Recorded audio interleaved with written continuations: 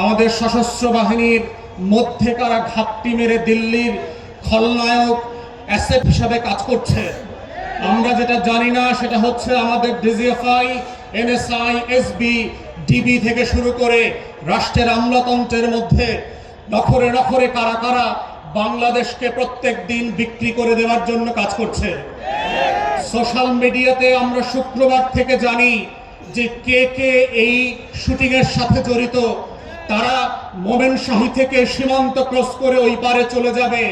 গারো পাহাড়ের এক ফিলিপ নামে ছেলের কথা বললাম, কিন্তু আমাদেরকে সোশ্যাল মিডিয়াতে জানানো হলো এই শুটার নাকি সিলেটে যাবে।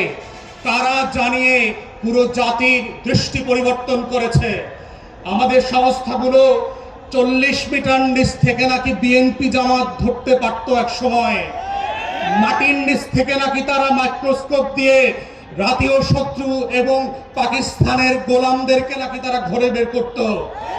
তাহলে আজকের সেই মাইক্রোস্কোপ গুলো কোথায়? আপনাদের 40 মিটার মাপার ফিতা কি নষ্ট হয়ে গেছে কিনা?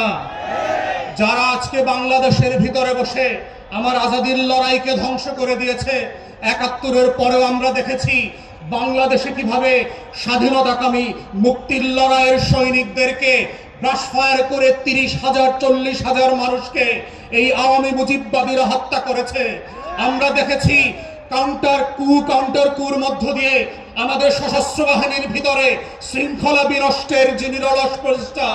আমরা সেই সময় দেখেছি কাদের সিদ্দিকের মতো এক গোলাম রাজাকার ভারতের, তার নেতৃত্বে কাদেরিয়া বাহিনী করে সীমান্তের প্রশিক্ষণ, টাকা এবং অস্ত্র দিয়ে আমার শত শত বিডিআর জওয়ানকে হত্যা করা হয়েছে। আমরা ৭৫ পরবর্তী বাস্তবতায় দেখেছি কিভাবে বাংলাদেশে রাজনৈতিক অনৈক্য তৈরি করা হয়েছে। এই প্রসেসের মধ্য দিয়ে এই পৃথিবীতে প্রত্যেকটা আজাদির লড়াইকে কিভাবে খেয়ে দেওয়া হয়।